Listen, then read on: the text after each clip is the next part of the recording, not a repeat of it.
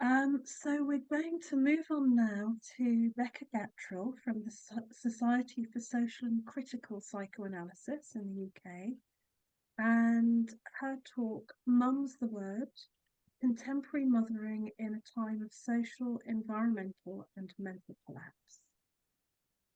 Thank you. Hi, everyone. I'm really happy to be here. It's been really interesting to hear the talk so far. And Sally, especially, I think what you've just said kind of is really helpful with the sort of angle I'm going to come from now. So, okay. The neoliberal cultural milieu is awash in mothering discourse. From TV shows to best-selling books, mothers are inundated with advice on how to get it right. But who or what is this doctrine getting it right for? In this time of collapse, the planet we depend on, social care, mental health, it is essential we question our ways of being and living in the world, and this includes our ways of mothering.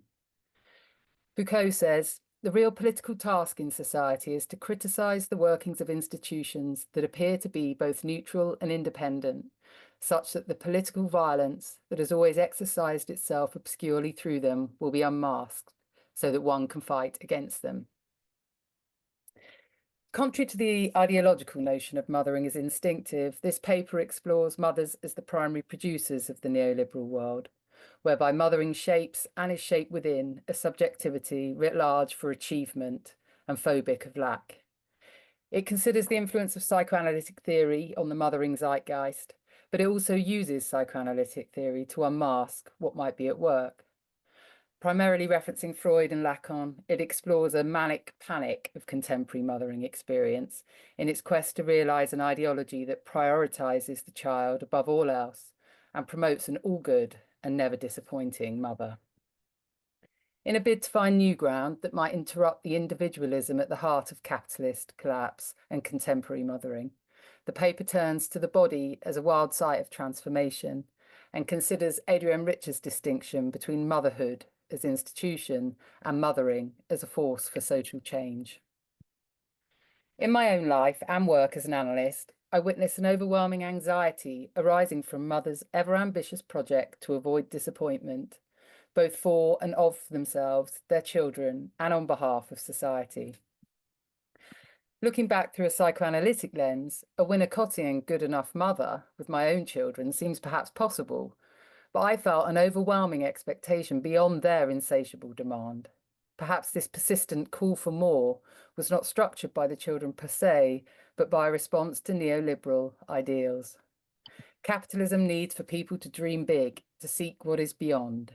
It is predicated on growth, and thus drive for personal achievement must be relentlessly fought for, milk tooth and nail. The golden age of capitalism emerged in the mid-20th century when developmental models of British psychoanalytic theory, intent on helping post-war society recover by way of the happy nuclear family, laid foundations for the kind of mothering we see today. Though himself very invested in the link between mothering and the social holding environment, Winnicott's prioritisation of the mother-baby dyad and promotion of maternal responsibility for society set up the good enough mother on a neoliberal one-way street. Now firmly adrift from its underpinnings of social care in a society where that has all been totally eroded, the good enough mother is trying to be and do it all. This is deeply problematic as we miss the excess at stake in chasing an always impossible good enough for the social scene of capitalism and fail to intervene on an excessive mothering that can never be enough. The neoliberal child becomes capital's smokescreen of a demand for excess that continually feeds the mothering machine. John Bowlby's attachment theory is firmly inscribed in the contemporary public and therapeutic discourse, and for Ross and Keir ties, quote, the well-being of children to unreasonable standards of mothering, end quote. This is not a classed enterprise, but for working class mothers, who, as Tyler points out, have always been a target of social stigma, hatred, and anxiety, results in a demonizing reinscription of failure in trying to meet these ideals without the financial or social means to do so. Bowlby outlined a correct way to mother for a correct kind of subject to emerge, critically dropping Klein's concept of unconscious fantasy and leaving everything under the apparently rational command of the mother.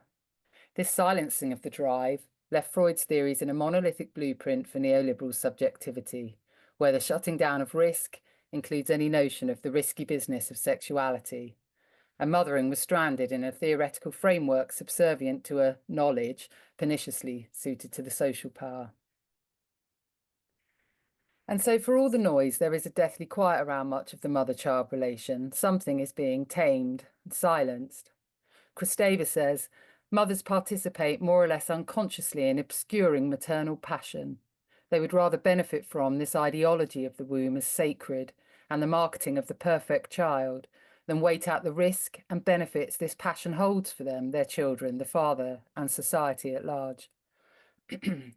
Rachel Cusk's account of motherhood, A Life's Work, includes the horror, hatred, boredom, and limitation she felt. It was met with uproar. One review reads, if everyone were to read this book, the propagation of the human race would virtually cease. It seems it really must not be said. The lack of space in our discourse around a mother who is not all, who might acknowledge and speak of her ambivalence, her limit, her desire, is inseparable from the subjects that emerge from this relation. If we don't allow a mother who lacks, there will be no lack in the other she mothers. How can we face the struggles, loss, and aggressivity in our vulnerable world, the inequalities, the unmet needs, our failing planet, if we cannot face them in ourselves? The stripping of sexuality, the drive, not only leaves little scope to consider how mothering might be a force for transformation, but also implicitly conceals what it might be invested in. Jacqueline Rose says, a mother is a woman whose sexual being must be invisible. She must save the world from her desire, thereby allowing the world to conceal the unmanageable nature of all human sexuality and its voraciousness from itself. I need to be crystal clear here. This paper is not yet another blame the mother theory, but we must confront the unwitting complicity of mothers in their role both assigned and co-created within the power structure. In denying the drive, we deny its force for change and its destructive potential. This is not a demand of the mother to save us, but it is a demand to change the story. To do this, we must have our eyes on the drive and not on the prize of mother as all. The Manic Panic, from Freud to Zizek. Author of The Capitalist Unconscious, Samo Tomczyk, describes the opening of Beyond the Pleasure Principle as an encounter with an entire crisis-driven culture on the couch. What I bear witness to in my own practice with mothers is arguably a traumatized subjectivity resulting from a different kind of war, that of capitalism's aggressive organization and exploitation of life.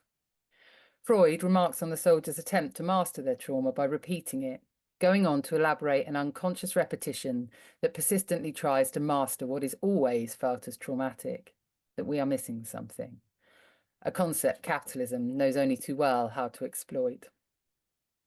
Lacan developed this idea of repetitive unpleasurable pleasure in his concept of jouissance. In giving up of the mother's body itself, the drive aims at that which it can never have, objet, that which is excess or surplus. Lacan describes a ticklish subject, where jouissance is an itch calling to be scratched, first felt as a tickle, and then in its attempted, repeated, and inevitable failure of satisfaction, a blazing, destructive fire of demand that burns all it touches. A manic panic, to use my term perhaps. In the continuous demand of the other, of her child, of society, a mother realises that she cannot be all they want, and in that realisation, all that she wants to be, as her lack comes into focus, which it must not, for that would indicate her desire, she feels a tickle she wishes to allay.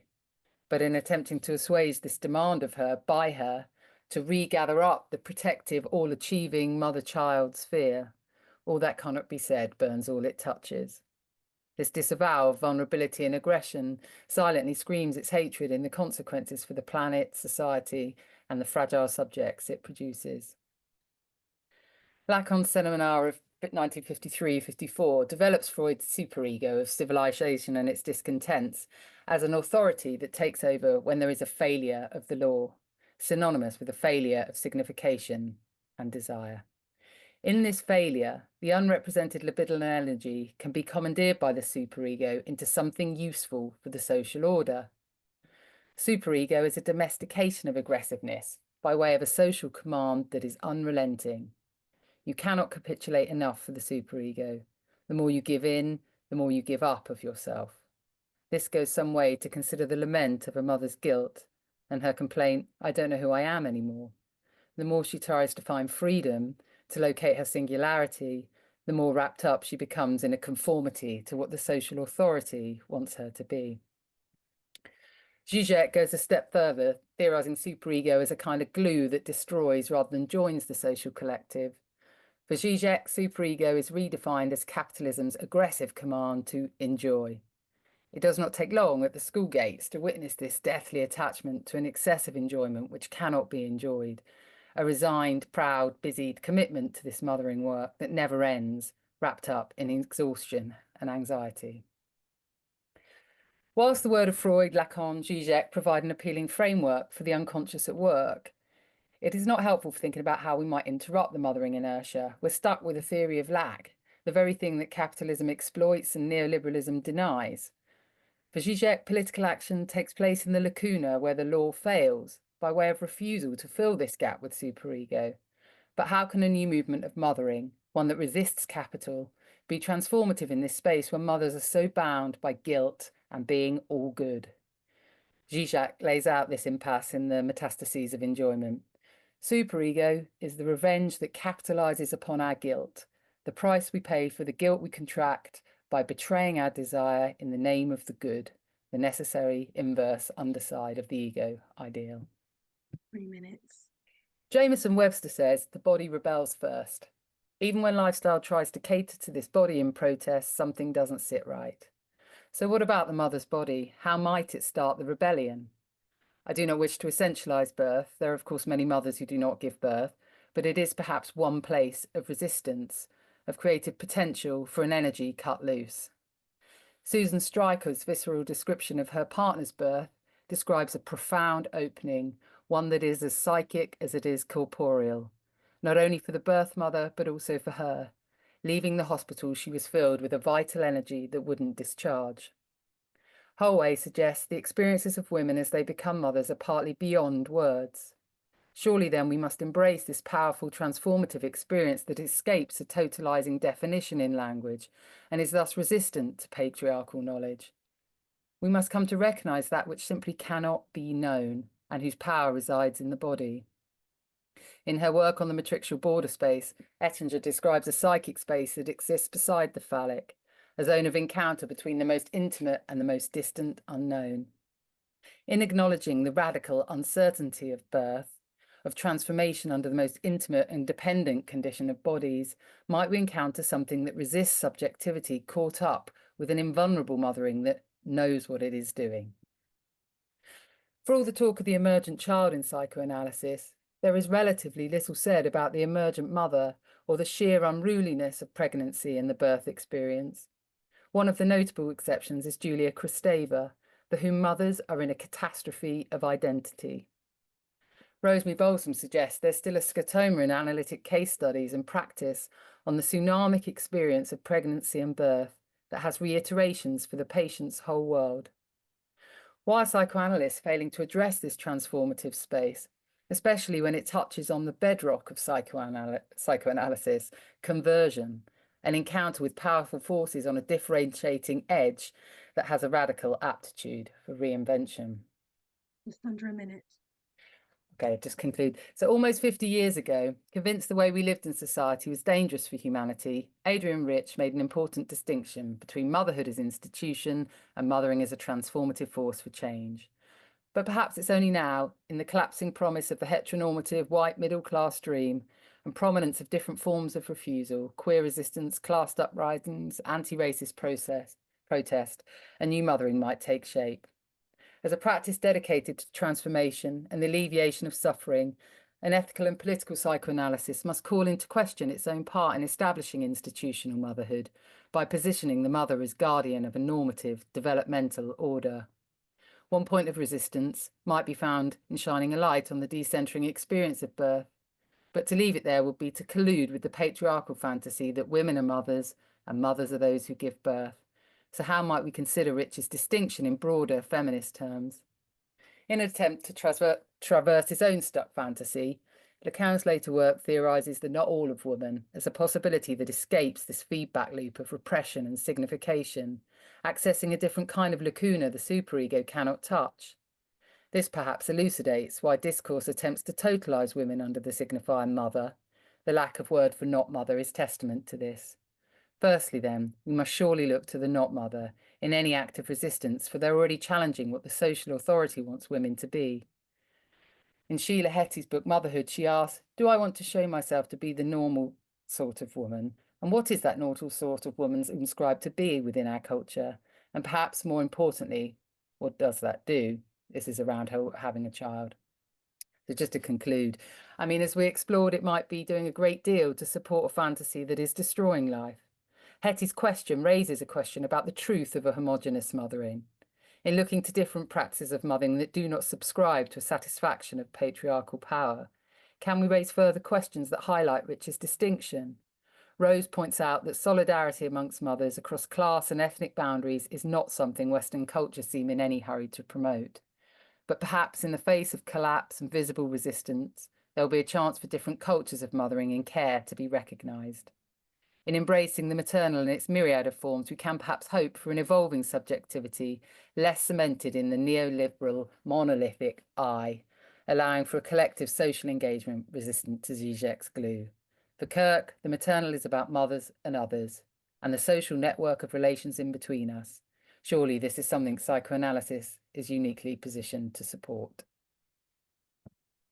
Wonderful. Thank you very much.